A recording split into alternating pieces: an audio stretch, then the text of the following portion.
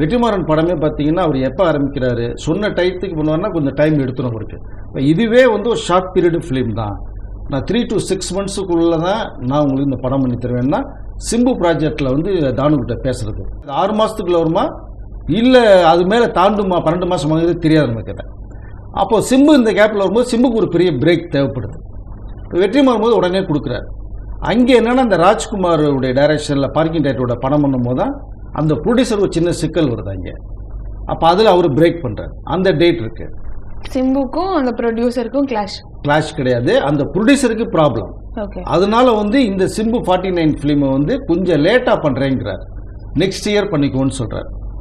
Next year வரைக்கும் date waste ஆகும் எனக்கு, இப்போ நான் வேறு யாருக்காவது யூஸ் பண்ணிக்கலாம்னு வச்சுக்கும்போது தான் அவர் ப்ரொடியூசர் ஓகே சிம்பு நீங்கள் யூஸ் பண்ணிக்கிட்டார். அந்த டேட் தான் வெற்றிமாறனுக்கு கொடுத்தது.